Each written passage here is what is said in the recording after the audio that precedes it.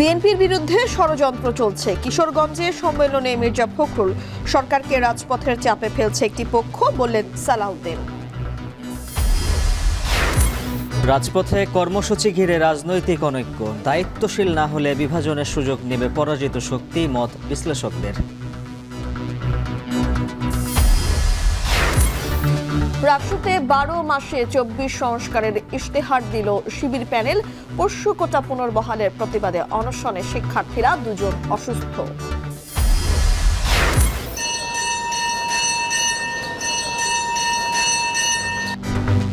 এবং দেবী দুর্গার আগমনী সুর ছড়িয়ে পড়েছে মণ্ডপে মণ্ডপে। প্রতিমার সজ্জায় ব্যস্ত শিল্পীরা। কাল মহালয়ায় দেবী পক্ষের সূচনা।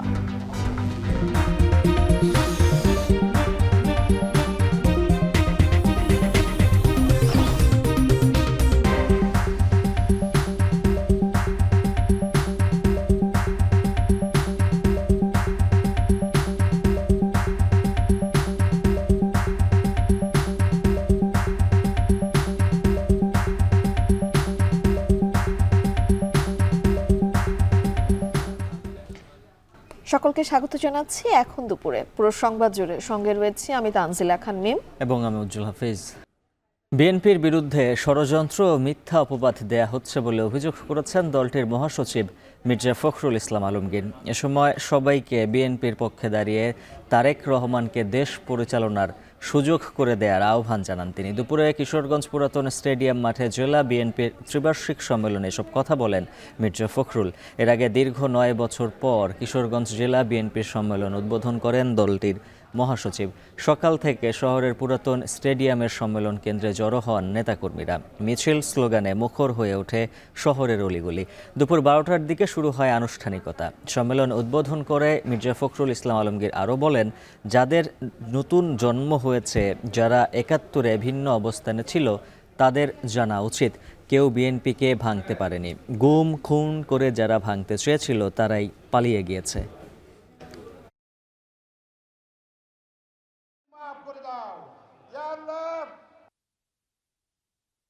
বিএনপি 47 বছরের পুরনো রাজনৈতিক দল। গণতন্ত্রকে একদলীয় শাসন ব্যবস্থা থেকে, বাকশাল থেকে বহুদলীয় গণতন্ত্র নিয়ে এসেছিলেন শহীদ প্রেসিডেন্ট জিয়া রহমান। বিএনপি হচ্ছে সেই দল, যেই দল হচ্ছে ফিনিক্স পাখির মতো বহুবার চেষ্টা করা হয়েছে বিএনপিকে ধ্বংস করবার, বিএনপিকে ভেঙে ফেলবার, কিন্তু বিএনপিকে কেউ ভাঙতে পারেনি। সম্মেলনের আরও খবর জানাতে পুরাতন স্টেডিয়াম মাঠ থেকে যুক্ত হচ্ছেন জাওয়াদ মাহমুদ। জাওয়াদ, জানাবেন জেলা বিএনপির সম্মেলন ঘিরে কর্মী সমর্থকদের উচ্ছ্বাস কেমন দেখছেন?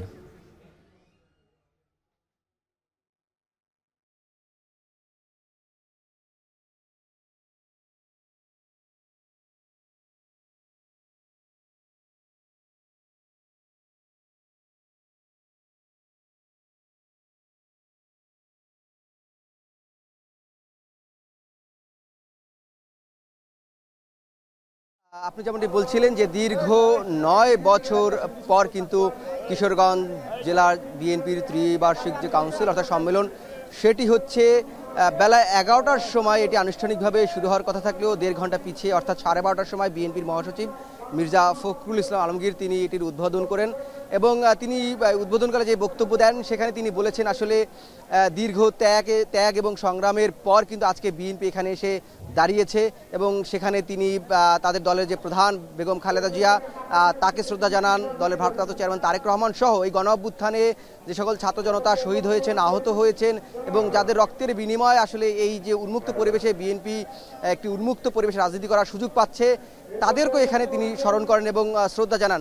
এবং তিনি এখানে যেই বিষয়টি সবচেয়ে বেশি বলেন যে তিনি বলেছেন বিএনপির বিরুদ্ধে ষড়যন্ত্র হচ্ছে, মিথ্যা অপবাদ দেওয়া হচ্ছে, সবকিছু ছাড়িয়ে মূলত বিএনপি আজকের এই অবস্থানে আছে। এবং তিনি বিএনপিকে বলেছেন বিএনপি আসলে ফিনিক্স পাখির মতো, বিএনপিকে যতবারই ভাঙার চেষ্টা করা হয়েছে বা ধ্বংস করার চেষ্টা করা হয়েছে ততবারই বিএনপি ঘুরে দাঁড়িয়েছে। এবং এখানে তিনি আরেকটি উল্লেখযোগ্য কথা বলেছেন, সেটি বলেছেন যে সদ্য কিছু দল কিংবা 71-এ যাদের ভিন্ন অবস্থান ছিল রাজনৈতিক, তারা আসলে বিএনপির বিরুদ্ধে অপপ্রচার চালাচ্ছে এবং তাদের উদ্দেশ্য করে তিনি বলছেন যে তারা বিএনপিকে ভাঙার চেষ্টা করলেও আসলে তাদেরকে তিনি স্মরণ করিয়ে দিতে চাচ্ছেন যারা বিএনপিকে ভাঙার চেষ্টা করেছে তারাই বা গুম খুন করে বিএনপিকে মোকাবেলা করার চেষ্টা করেছে, তারা আসলে দেশ থেকে বিতাড়িত হতে হয়েছে, এই কথাটা তিনি যেমন বলেছেন।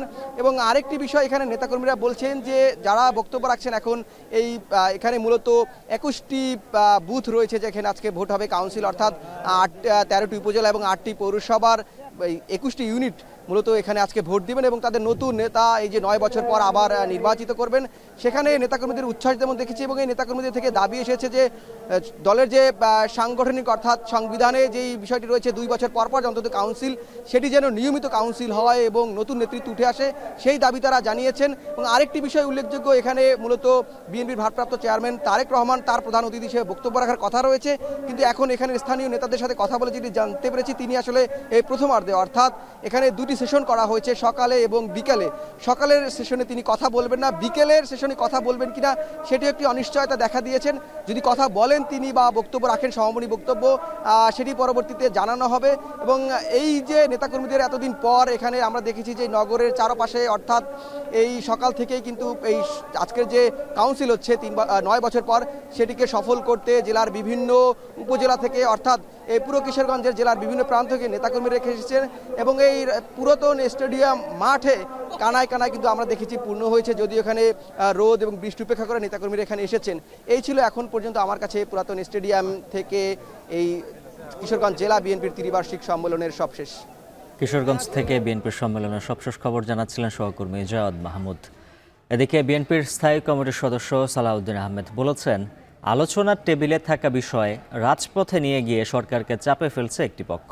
রাজধানীতে তারুণ্যের রাষ্ট্র সংলাপ অনুষ্ঠানে তিনি আরও বলেন, ছাত্র প্রতিনিধিরা সরকারে যোগদানের পর রাষ্ট্র নির্মাণে তেমন একটা ভূমিকা রাখতে পারেনি। একই অনুষ্ঠানে এনসিপির দক্ষিণাঞ্চলের মুখ্য সংগঠক হাসনাত আবদুল্লাহ বলেন, সরকারে সব দলের সুপারিশ করা উপদেষ্টা থাকলেও সরকারের ব্যর্থতার দায় দেয়া হয় কেবল এনসিপিকে। প্রতিবেদনে বিস্তারিত। ডাকসু নির্বাচনে ছাত্রদল প্যানেলের পরাজয়ের পর প্রথমবারের মতো জনসম্মুখে একসাথে আবিদ, হামিম ও মায়েদ বললেন রাষ্ট্র এ রাজনীতি নিয়ে তাদের চিন্তা। এই নির্বাচনকে কেন্দ্র করে শনিবার রাজধানীর ডিপ্লোমা ইঞ্জিনিয়ারিং ইনস্টিটিউটে তারুণ্যের রাষ্ট্রচিন্তার তৃতীয় সংলাপ মানবিক মূল্যবোধ সম্পন্ন শিক্ষা ও শিক্ষাঙ্গন শীর্ষক আলোচনা সভা অনুষ্ঠিত হয়। এ সময় ডাকসুনিয়া ছাত্রদলের আবিদুল ইসলাম খান বলেন, নির্বাচনে হারলেও শিক্ষার্থীদের জন্য কাজ চালিয়ে যাবেন। আমাদের যে ইশতেহার প্রদান করেছি, 10 দফার যে ইশতেহার প্রদান করেছি, সেটা নিয়ে আমাদের কার্যক্রম অব্যাহত থাকবে। হাসিনার পতনের প্রয়োজন ছিল, সেখানে আমাদের প্রকাশ্য ভূমিকা ছিল দীর্ঘ সময় ধরে। সামনের শিক্ষাঙ্গন, প্রপার শিক্ষাঙ্গন গড়ে তোলবার জন্য আমরা 10 দফা ইশতেহার দিয়েছি। জয় পরাজয় কোনো ফ্যাক্টর নয়, সেই 10 দফা বাস্তবায়ন করবার জন্য আমাদের কাজ। একই অনুষ্ঠানে এনসিপির দক্ষিণাঞ্চলের মুখ্য সংগঠক হাসনাত আবদুল্লাহ বলেন, সরকারের সব দলের সুপারিশ করা উপদেষ্টা থাকলেও সরকারের ব্যর্থতার দায় দেয়া হয় কেবল এনসিপিকে। এছাড়াও অভ্যুত্থান পরবর্তী গণমাধ্যম সহ ফ্যাসিবাদের সকল শক্তির বিপক্ষে একাই লড়তে হয়েছে এনসিপিকে বলেও জানান তিনি। এখানে প্রপোজড অনেক এখানে উপদেষ্টা হয়েছে, এখানে বিএনপি প্রপোজড অনেকে উপদেষ্টা হয়েছে, কিন্তু এই গভর্নমেন্টের যত ধরনের ব্যর্থতা, যত ধরনের সীমাবদ্ধতা, আমাদের প্রত্যাশা এবং প্রাপ্তির মধ্যে যে দৃশ্যমান ব্যবধানটি রয়েছে, সেই ব্যবধানটির পুরোটা দায়ভার এনসিপির নিতে হয়েছে। অর্থাৎ এনসিপির এই রাজনীতিটা শুরু করেছে এই গভর্নমেন্টের দায় নিয়ে। আমরা দেখেছি যেই মিডিয়া ফেসিবাদের প্রত্যেকটা কার্যক্রমকে বৈধতা দিয়েছে, আমরা দেখেছি যেই পত্রিকা বলেছে যে বিদেশে বসে তারেক জিয়া হচ্ছে বাংলাদেশের বিরুদ্ধে কার্যক্রম করছে, আজকে সেই পত্রিকার আমরা ফ্রন্ট পেজে দেখছি যে তারেক জিয়া হচ্ছে বাংলাদেশকে নিয়ে ভিশনারি চিন্তা করছেন। আপনি যদি এই দ্বিমুখী আচরণকে আপনি ডিকোড করতে না পারেন, তাহলে ভবিষ্যতের যে অন্ধকার, যে অদৃশ্য ছায়ার কথা আবিদ ভাই বলেছেন, সেই অদৃশ্য ছায়ার আপনাকে খুব শীঘ্রই সেই ছায়ার মধ্যে আপনাকে করাল গ্রাসে বন্দী হয়ে যেতে হবে। এ সময় বিএনপির স্থায়ী কমিটির সদস্য সালাউদ্দিন আহমেদ বলেন, ছাত্র প্রতিনিধিরা সরকারে যোগদানের পর রাষ্ট্র নির্মাণে তেমন ভূমিকা রাখতে পারেনি।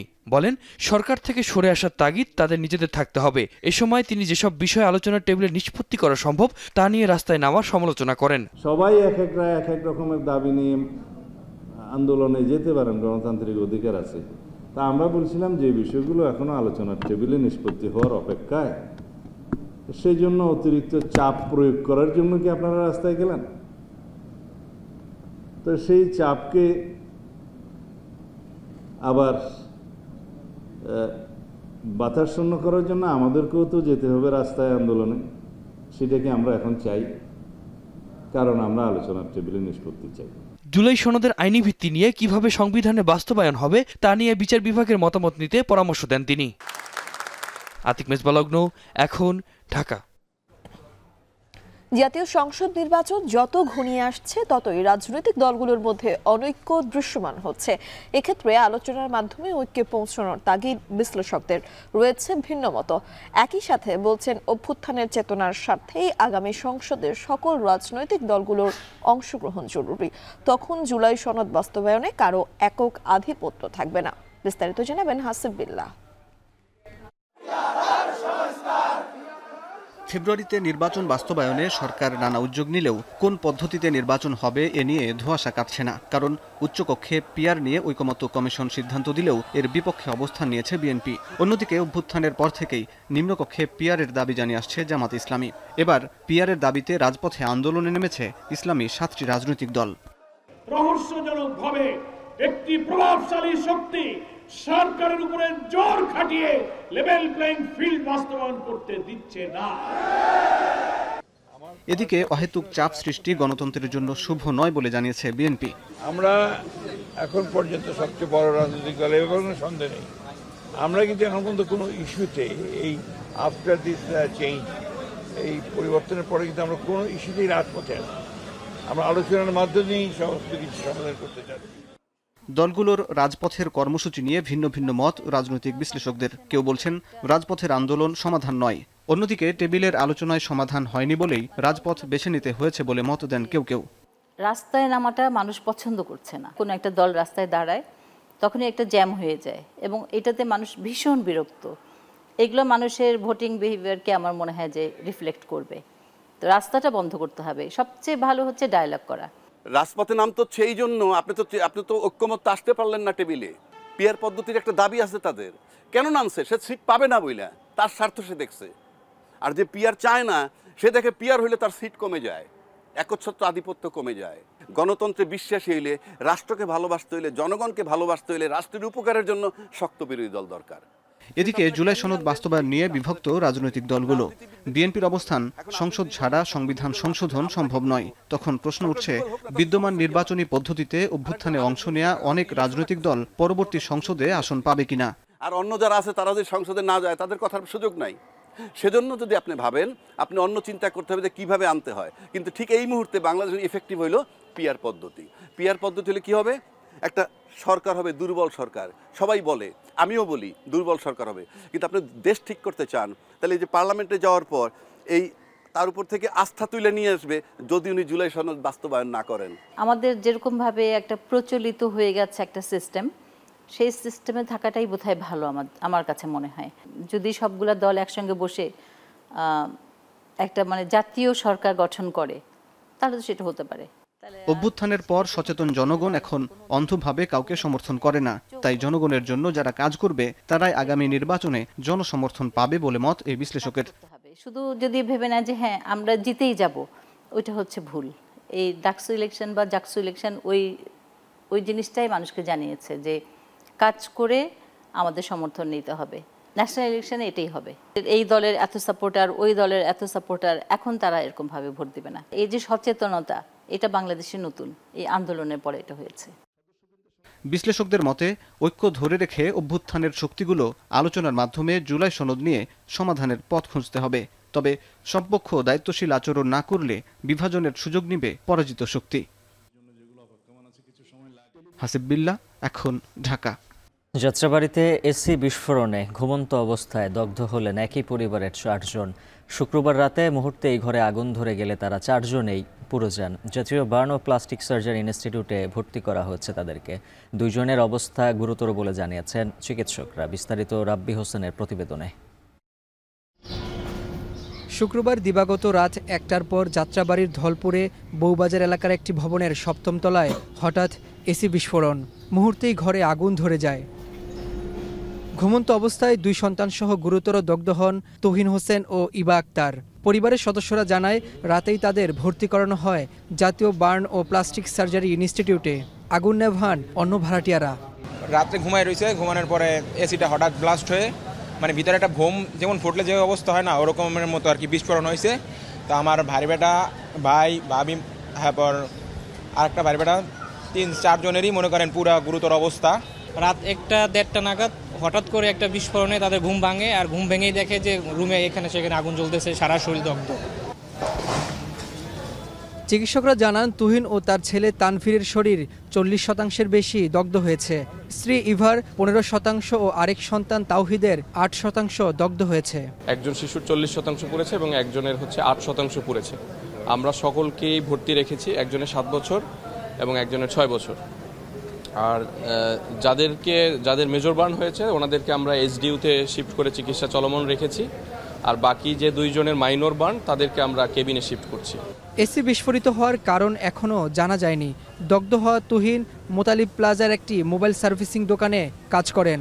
তাদের বাড়ি মাদারীপুরের সদর উপজেলায়। রাব্বি হোসেন, এখন, ঢাকা। সাতক্ষীরার বিনের পোতা পাওয়ার গ্রিড স্টেশনে অগ্নিকাণ্ড হয়েছে। ঘণ্টাব্যাপী চেষ্টার পর আগুন নিয়ন্ত্রণে আনা হয়। বেলা 11টার দিকে এই অগ্নিকাণ্ডের সূত্রপাত হয়। খবর পেয়ে ঘটনাস্থলে পৌঁছায় ফায়ার সার্ভিসের একটি ইউনিট। তীব্র বৃষ্টি ও বজ্রপাতের কারণে এই অগ্নিকাণ্ডের সূত্রপাত বলে ধারণা করা হচ্ছে। তবে এই আগুনের কারণে সাতক্ষীরা জেলায় বন্ধ রয়েছে বিদ্যুৎ সরবরাহ। তাৎক্ষণিকভাবে ক্ষয়ক্ষতির কিছুই জানা যায়নি। বৃষ্টি কিছুটা কমলে পাওয়ার গ্রিড মেরামতের কাজ শুরু করা হবে।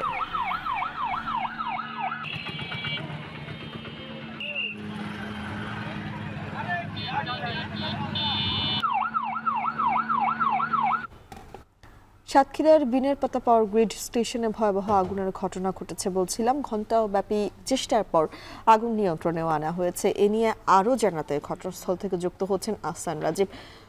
রাজীব, এই যে আমরা বলছিলাম পাওয়ার গ্রিডে আগুন লেগেছে, এই আগুন লাগার পেছনের কারণটা আসলে কি এবং মেরামতের কাজ কখন নাগাদ শুরু হতে পারে?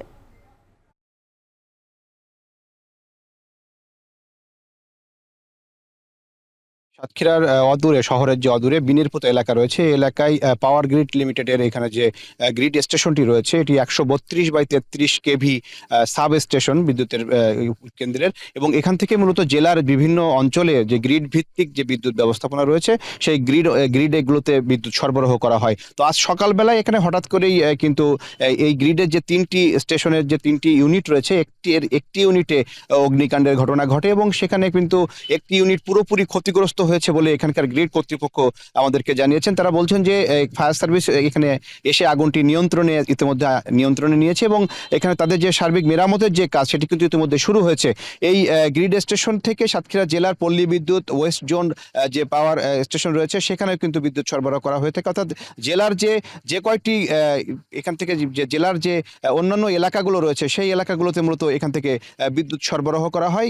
এখানকার যে ফিড রয়েছে সেই ফিড ভিত্তিক যে এলাকাগুলো সেই এলাকায় আসলে বিদ্যুৎ সরবরাহ করা হয়ে থাকে। তবে এখানে ফায়ার সার্ভিস কর্তৃপক্ষ বলছে যে 3টি ইউনিটের মধ্যে একটি ইউনিটে অগ্নিকাণ্ডের ঘটনাটি ঘটে। সকাল 11টার কিছুক্ষণ পরেই কিন্তু এই অগ্নিকাণ্ডের ঘটনা ঘটে এবং তারা যখন এসে এখানে আগুনটি নিয়ন্ত্রণে আনতে তাদের বেশ কিছুটা বেগ পেতে হয়েছে, কারণ স্থানীয়ভাবে এখানে পানির সংকট থাকলেও এখানে কিন্তু তারা ফোম দিয়ে আগুনটি নিয়ন্ত্রণে আনতে হয়। সেই ফোমের কিছুটা সংকট ছিল।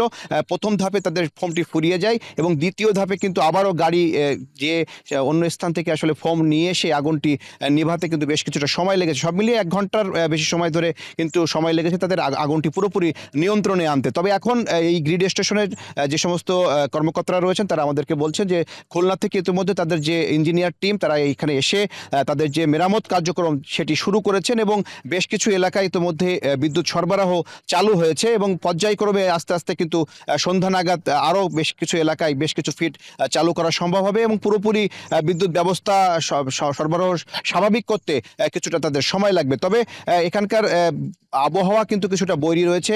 সকাল থেকে এখানে বৃষ্টিপাত হচ্ছে, কিছুক্ষণ আগেও এখানে বজ্রপাত সহ বৃষ্টিপাত হয়েছে, যার কারণে তাদের কাজ করতে কিছুটা বেগ পোহাতে হচ্ছে। তারপরেও তারা তাদের যে সার্বিক কার্যক্রম সেটি তারা চালিয়ে যাচ্ছেন এবং তারা চেষ্টা করছেন দ্রুত সময়ের মধ্যে বিদ্যুৎ সরবরাহ স্বাভাবিক করার জন্য। তো এই ছিল আমার কাছে সাতক্ষীরা থেকে বিদ্যুৎ পরিস্থিতির সবশেষ তথ্য। মিম। সাতক্ষীরা থেকে সরাসরি যুক্ত হয়েছিলেন সহকর্মী আহসান রাজীব। রাজশাহী বিশ্ববিদ্যালয় কেন্দ্রীয় ছাত্র সংসদ রাকসু নির্বাচন ঘিরে চলছে ষষ্ঠ দিনের প্রচারণা। বৃষ্টি উপেক্ষা করে ভোটারদের মন জয়ে প্রচারণায় প্রার্থীরা। নির্বাচনী আমেজের মধ্যে পোষ্য কোটা পুনর্বহালের প্রতিবাদে আমরণ অনশন করছেন শিক্ষার্থীরা। বিশ্ববিদ্যালয়ের সার্বিক পরিস্থিতি জানাতে জুহা চত্বর থেকে যুক্ত হয়েছেন আমাদের সহকর্মী মারুফ হাসান। মারুফ, একটু জানতে চাই কতদিনের মতো অনশন চলছে, শিক্ষার্থীদের অনশন ভাঙাতে প্রশাসনের পক্ষ থেকে কোনো উদ্যোগ রয়েছে কিনা, এখন পর্যন্ত আপনার চোখে পড়েছে কিনা, এবং বৈরী আবহাওয়ায় নির্বাচনের প্রচারণা কেমন চলছে?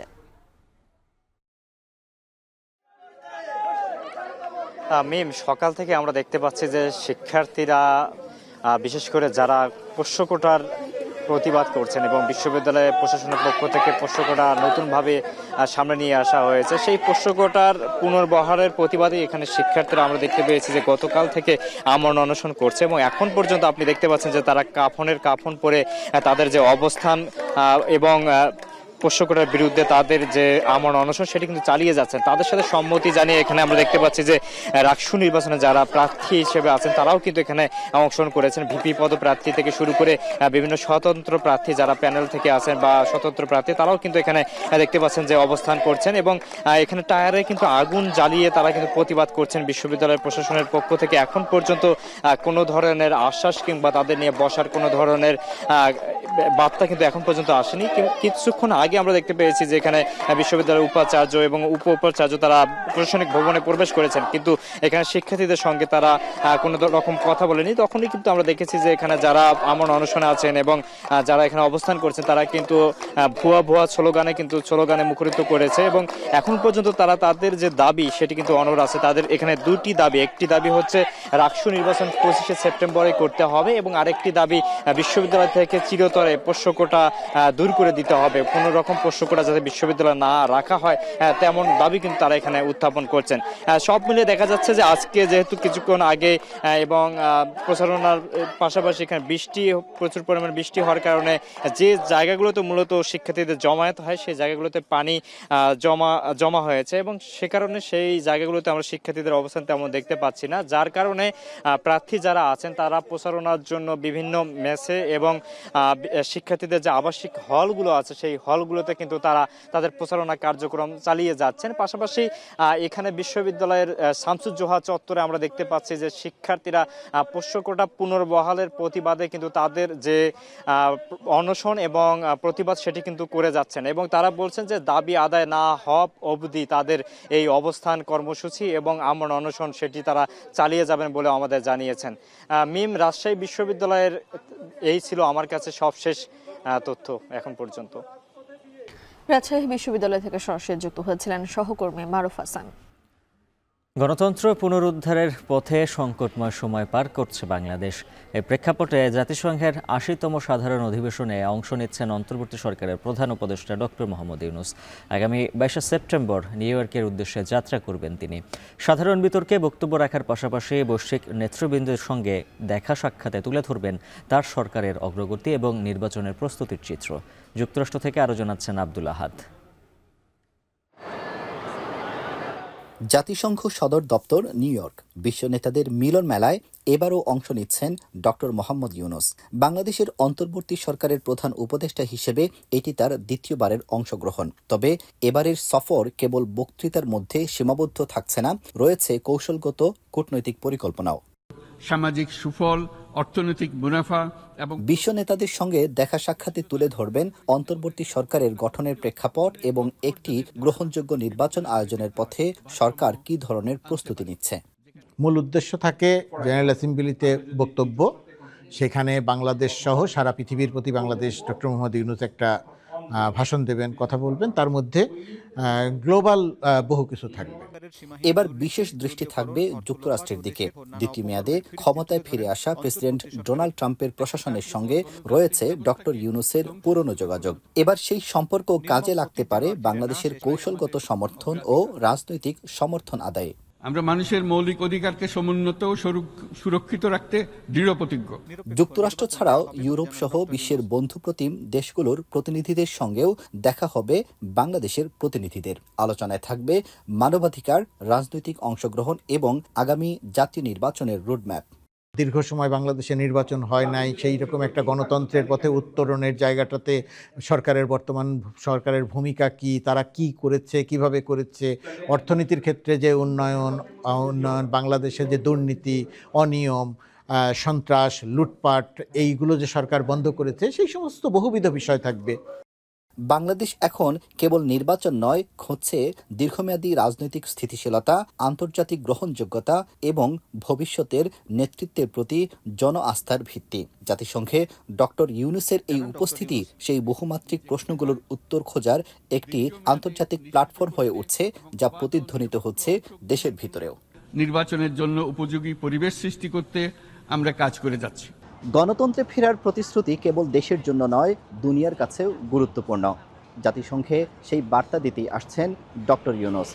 এই সফর আন্তর্জাতিক আস্থা এবং অন্তর্ভুক্তির প্রশ্নে এক নির্ণায়ক সময়। আব্দুল আহাদ, এখন, যুক্তরাষ্ট্র। চুয়াডাঙ্গার জীবননগরের পূর্ব শত্রুতার জেরে দুই ভাইকে কুপিয়ে ও পিটিয়ে হত্যা করেছে দুর্বৃত্তরা। শনিবার সকালে উথলি বড় মসজিদ পাড়া এলাকায় এই ঘটনা ঘটে। হত্যার ঘটনায় এলাকায় নেমে এসেছে শোকের ছায়া, আর জড়িতদের ধরতে অভিযান শুরু করেছে পুলিশ। দোষীদের দৃষ্টান্তমূলক শাস্তি দাবি এলাকাবাসীর। বিস্তারিত প্রতিবেদনে। স্থানীয়রা জানান, শনিবার সকালে কৃষিকাজের উদ্দেশ্যে ব্রিজ মাঠে যান জীবননগর উপজেলার উথলি বড় মসজিদপাড়া গ্রামের মিন্টা ও হামজা। সে সময় আগে থেকে ওত পেতে থাকা 5 থেকে 7 জন দুর্বৃত্ত তাদের উপর অতর্কিত হামলা চালায়। দেশীয় অস্ত্র ও লাঠিসোঁটা নিয়ে হামলাকারীরা দুই ভাইকে কুপিয়ে ও পিটিয়ে গুরুতর জখম করে পালিয়ে যায়। ঘটনাস্থলে মারা যান হামজা। এ সময় স্থানীয়রা রক্তাক্ত অবস্থায় মিন্টাকে উদ্ধার করে চুয়াডাঙ্গা সদর হাসপাতালে ভর্তি করেন। পরে চিকিৎসাধীন অবস্থায় সদর হাসপাতালে মৃত্যু হয় মিন্টার। এই ঘটনায় জড়িতদের দৃষ্টান্তমূলক শাস্তি চান এলাকাবাসী। আজকে এরা সকালে মাঠে গিয়েছিল, মাঠে যাওয়ার পরে তাদেরকে যেখানে বিচুলি নিচ্ছিল গরু খাওয়ানোর জন্য, সেখান থেকে তুলে নিয়ে প্রতিদিন মাস্টারে কলা বাগানে তাদেরকে হাতুড়ি টুটা করে রামদাদি রড দিয়ে কোপায়ে তাদেরকে মেরে ফেলে। দুজনকে পরীক্ষা করি, এর ভিতরে আনোয়ারকে মৃত অবস্থায় পাই, আমির হামজাকে আর আনোয়ারকে সংকটজনক অবস্থায় পাই। তাদেরকে আমরা একজনকে আমরা চিকিৎসা দিয়ে ভর্তি করি, ভর্তিরত চিকিৎসাধর অবস্থায় মৃত্যুবরণ করেন এবং আনোয়ার আগেই মৃত অবস্থায় থাকার কারণে আমরা পুলিশকে ইনফর্ম করি। পূর্বশত্রুতার জেরেই এই হত্যাকাণ্ড বলে প্রাথমিকভাবে ধারণা করছে পুলিশ, আর জড়িতদের ধরতে অভিযান চলছে বলেও জানিয়েছে পুলিশ। পূর্বশত্রুতার একটা বিষয় আছে, আগেও এদের সাথে কাউন্টার মামলাও হয়েছে, সেটাও একটা বিষয়। এখন আসলে এটা তদন্ত সাপেক্ষে সবকিছু বলতে হবে। সঠিক অভিযান অব্যাহত আছে। দুই ভাইয়ের নির্মম হত্যাকাণ্ডে উথলি গ্রাম জুড়ে নেমে এসেছে শোকের ছায়া। পরিস্থিতি নিয়ন্ত্রণে এলাকায় মোতায়েন করা হয়েছে অতিরিক্ত পুলিশ। এখন চুয়াডাঙ্গা। দেবী দুর্গার আগমনের সুর ছড়িয়ে পড়েছে দেশের মণ্ডপে মণ্ডপে। এখন প্রতিমার সজ্জায় ব্যস্ত সময় পার করছেন শিল্পীরা। কাল মহালয়ায় মধ্য দিয়ে হবে দেবী পক্ষের সূচনা। পূজা নির্বিঘ্ন করতে আইন শৃঙ্খলা বাহিনীর কঠোর নজরদারির প্রত্যাশা সনাতন ধর্মাবলম্বীদের। প্রতিনিধিদের তথ্যচিত্র দেখুন বিস্তারিত। প্রতিটি পূজা মণ্ডপ যেন দেবী দুর্গার আগমনী প্রতীক্ষায়। শিল্পী, স্বেচ্ছাসেবক আর পূজা কমিটির সদস্যদের ব্যস্ততা তুঙ্গে। চট্টগ্রামে পুরো দমে চলছে দুর্গাপূজার প্রস্তুতি। মৃৎশিল্পীরা প্রতিমা তৈরিতে ব্যস্ত।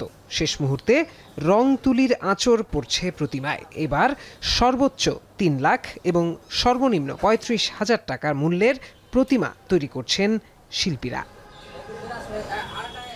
চট্টগ্রাম নগরীতে এবার 292টি পূজা মণ্ডপে দুর্গাপূজা হবে। এছাড়া 15টি উপজেলায় প্রায় 2000 মণ্ডপে হবে দুর্গাপূজা। তবে গত বছরের তুলনায় এবছর প্রতিমা তৈরিতে ভাটা পড়েছে বলছেন মৃৎশিল্পীরা। এদিকে পূজা উদযাপন নির্বিঘ্ন করতে আইন শৃঙ্খলা বাহিনীর পক্ষ থেকে নেওয়া হয়েছে সর্বোচ্চ প্রস্তুতি। অন্যান্য বছর আমরা প্রায় 1,30,000-40,000 টাকাও বিক্রি করছি। এবছর 75-80 উপরে উঠতে পারেনি। দেবীর আগমনী সুর ছড়িয়ে পড়েছে কুমিল্লার বেশিরভাগ পাড়া মহল্লায়। কোথাও প্রতিমায় তুলির আঁচড়ে যুক্ত হচ্ছে রঙের শৈল্পিক ছোঁয়া, কোথাও চলছে প্যান্ডেল সাজানোর কাজ। এবছর কুমিল্লায় 812টি পূজা মণ্ডপে শারদীয় দুর্গোৎসব হবে। গত বছরের তুলনায় এবার কুমিল্লার পূজায় 64টি মণ্ডপ বাড়ছে। রং ধরা হয়েছে আপনার পূজা তো 29 তারিখে, কোনটা 2 দিন আগে যাবে, কোনটা 3 দিন আগে যাবে, কোনটা 1 দিন আগে যাবে। বাঁশ, সুতলি, এই যে তার কাটা, মাটি, সমস্ত কিছুর দাম আগের থেকে বৃদ্ধি, কিন্তু আমাদের মূর্তির দাম বৃদ্ধি হয় নাই। এদিকে আসন্ন দুর্গাপূজা উপলক্ষে সিলেটে এক ভিন্নধর্মী বাজারের আয়োজন করা হয়েছে, যেখানে 1 টাকায় চলছে পূজার কেনাকাটা। সিলেটের বালুচরে ওঁরাও সম্প্রদায়ের জন্য এই 1 টাকায় পূজার বাজারের আয়োজন করা হয়। এই বাজারে নারী পুরুষদের জন্য শাড়ি, পাঞ্জাবি ও ধুতির ব্যবস্থা করা হয়েছে, আর বিনামূল্যে শিশুদের জন্য আছে স্কুলের ইউনিফর্ম, শিক্ষা সামগ্রী সহ নানা উপকরণ। 1 টাকায় বাজার করতে পেরে খুশি ওঁরাও সম্প্রদায়। সমাজের পিছিয়ে পড়া জনগোষ্ঠী, এরা ওদের জন্য আনন্দটা মানে আমরা কিছুটা হলেও বর্ণিল করতে পারি। পাশাপাশি যেটা হলো আমাদের দেখে যদি সমাজের আরও বিত্তবান বা বিভিন্ন সামাজিক সংগঠন আছে, ওরা যদি এগিয়ে আসে, তাহলে সমাজের প্রত্যেকটা আনন্দ, ঈদ বলেন, পুজো বলেন, সবার জন্য বর্ণিল হয়ে উঠবে। এবারের পূজা নির্বিঘ্ন করতে আইন শৃঙ্খলা বাহিনীর কঠোর নজরদারির প্রত্যাশা সনাতন ধর্মাবলম্বীদের। প্রত্যয় দাস, এখন। ফ্রান্সের প্যারিসে ইউরোপিয়ান একাডেমি অফ ডার্মাটোলজি ও ভেনারোলজির 25তম কংগ্রেসে এখন টিভির সঙ্গে কথা বলেছেন চর্মরোগ বিশেষজ্ঞ ডাক্তার মাহমুদ চৌধুরী। সেখান থেকে কিছুক্ষণ আগে সবশেষ জানিয়েছেন সহকর্মী মুজাহিদ শুভ। একাডেমির 25তম কংগ্রেস, এখানে সারা পৃথিবীর 200টি দেশের 6000 অংশগ্রহণকারীর সাথে রয়েছেন বাংলাদেশের চর্মরোগ বিশেষজ্ঞরা। আমাদের সঙ্গে এখন যুক্ত হবেন ল্যাবেডের কনসালটেন্ট চর্মরোগ বিভাগের ডাক্তার মাহমুদ চৌধুরী। আপনাকে স্বাগত জানাচ্ছি। আপনার কাছে জানতে চাই যে, ধন্যবাদ আপনাকে। বহু বছর ধরে আপনারা আসছেন, আপনারা কি নিয়ে যান আসলে এখান থেকে? রোগীদের জন্য কি নিয়ে যান, বা চিকিৎসক বা শিক্ষার্থীদের জন্য আসলে কি নিয়ে যান? ভালো প্রশ্ন। হোমবাউন্ড মেসেজ বুঝি, যেমন আজকেই আমি একটা সেশনে অ্যাপিয়ার করলাম, ওখানে আমাদের যে শিক্ষা ছিল এতদিন, যে আমরা নামটাই বলি সোরায়াসিস, একটা খুবই একটা পেইনফুল, অস্বস্তিকর, যেটা নিয়ন্ত্রিত হয় না। এক্স্যাক্টলি, আপনি ঠিক আমার পয়েন্টেই বলেছেন। সেটাই আজকে জানলাম যে আমরা যত আগে হিট করব, যত ভালোভাবে হিট করব, যে মডার্ন মেডিসিনসগুলো এখনও আমাদের দেশে আসে নাই, এই মেডিসিনসগুলো নিশ্চয়ই একসময় আসবে। তো মেসেজটা হচ্ছে আমার জুনিয়রদের জন্য এটাই থাকবে, যত আগে হিট করব, যত আর্লি হিট করব, এবং যত ভালো লেটেস্ট মেডিসিন দিয়ে হিট করব, ওইটাও ভালোভাবে সারিয়ে তোলা সম্ভব। ইলন মাস্ক 35-এ মঙ্গল গ্রহে যাবে, তার আগেই যেন আমরা সোরিয়াসিসকে একটা নিরাময়যোগ্য অসুখ হিসেবে ডিক্লেয়ার করতে পারি বা ঘোষণা করতে পারি, সেই মেসেজটাই আজকে আমি নিয়ে গেলাম। কিন্তু এই যে সোরিয়াসিস নিয়ে সারা পৃথিবী কিন্তু যুদ্ধ করছে, মানে আমার ঘরেও এরকম রোগী আছে, তো সেক্ষেত্রে তাদের দিক থেকে আরামদায়ক কোন তথ্যগুলো আসলে এবারের কনফারেন্স থেকে আপনারা পেলেন? ইনফ্যাক্ট আমি যে সেশনটাতে অ্যাপিয়ার করেছি, এটাতে এই জিনিসটাই বললো যে সবসময় আমরা আগে বলতাম যে অল্প অসুখ আছে, আমরা লাগাবার ওষুধ দিয়েই কাজ করি, কিন্তু এখানে আমি যেই মেসেজটা পেলাম যে প্রথমেই আমাকে ডাইরেক্টলি হিট করতে হবে এবং টপ থেকেই হিট করতে হবে, সো দ্যাট আমরা এটাকে কিওরের দিকে নিয়ে যেতে পারি। এবং রুগীর অনেকগুলো সোরিয়াসিস হওয়ার জন্য অনেকগুলো ফ্যাক্টর থাকে, সেই ফ্যাক্টরগুলো আমরা বিবেচনা করে নিয়ে পেশেন্টকে এমন একটা ধারণা দেওয়া, এবং ওষুধ হিসাবে আমরা প্রথম থেকেই যদি তার গোড়ায় হিট করতে পারি, তাহলেই পেশেন্টকে একটা সময় আমরা গিয়ে বলতে পারবো হ্যাঁ, psoriasis is a curable disease. এই যে নতুন যে তথ্য বা নতুনভাবে যা কিছু এসেছে, এটা কি আসলে রোগীর খরচকে আবার বাড়িয়ে তুলছে নাকি? অফকোর্স কিছুটা বাড়াবে, খরচ বাড়াবে, এবং হিলিংও করবে। এটা হিলিং করবে, এবং আস্তে আস্তে যেহেতু এটা হচ্ছে একসময় হয়তো বলা যাবে যে আমরা এটাকে কন্ট্রোল করে ফেলতে পারছি, এবং তখন এটা এফোর্ডেবল অবস্থায় হয়তো আসবে। আপনাকে ধন্যবাদ আমাদের সঙ্গে যুক্ত হওয়ার জন্য। সোরিয়াসিস শুধু নয়, আসলে চর্মরোগের বলা হয় 4000-এর মতো আসলে রোগ আছে, প্রত্যেকটিরই আলাদাভাবে আলোচনা হচ্ছে। মানুষের ভালো থাকা, সুস্থ থাকা, এই সব কিছুকে নিয়ে যেন মানুষ সুস্থ থাকতে পারে, সেটি জানতেই চিকিৎসক এখানে এসেছেন। এই ছিল এখানকার সর্বশেষ খবর। 2026-এর বিধানসভা নির্বাচনের আগে এবার ভারতের গুজরাটে বিশাল রোড শোতে অংশ নিয়েছেন প্রধানমন্ত্রী নরেন্দ্র মোদী। রোড শো শেষে জনসভায় বিরোধী দল কংগ্রেসের তীব্র সমালোচনা করেন তিনি। অভিযোগ করেন জাতীয় উন্নয়নের সম্ভাবনাময় ভারতবাসীকে সব সময় অবজ্ঞা করেছে কংগ্রেস, তাই স্বাধীনতার 5 থেকে 6 দশক পরেও কাঙ্ক্ষিত লক্ষ্যে পৌঁছতে পারেনি ভারত। লাইসেন্সের সিন্ডিকেট তৈরি করে বিশ্ববাজার থেকে ভারতকে আলাদা করে রাখার দায়ও কংগ্রেসকে নিতে হবে বলে মন্তব্য করেছেন মোদি। এছাড়া সমুদ্র থেকে সমৃদ্ধি শীর্ষক এই রোড শোতে অংশ নিয়ে রাজ্যের উন্নয়নে প্রায় 34,000 কোটি রুপি বিনিয়োগের ঘোষণাও দিয়েছেন তিনি। এর আগে গত সপ্তাহে ভারতের 5টি রাজ্যে মিজোরাম, মণিপুর, আসাম, পশ্চিমবঙ্গ ও বিহার সফর করেন মোদি।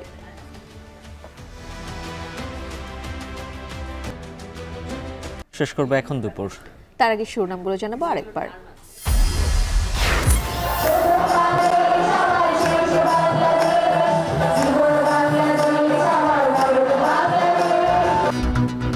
বিএনপির বিরুদ্ধে ষড়যন্ত্র চলছে। কিশোরগঞ্জের সম্মেলনে মির্জা ফখরুল। সরকারকে রাজপথের চাপে ফেলছে একটি পক্ষ, বললেন সালাউদ্দিন আহমেদ। রাজপথে কর্মসূচি ঘিরে রাজনৈতিক অনৈক্য। দায়িত্বশীল না হলে বিভাজনের সুযোগ নেবে পরাজিত শক্তি, মত বিশ্লেষকদের। রাকসুতে 12 মাসের 24 সংস্কারের ইশতেহার দিল শিবির প্যানেল। পোষ্যকোটা পুনর্বহালের প্রতিবাদে অনশনে শিক্ষার্থীরা, 2 জন অসুস্থ।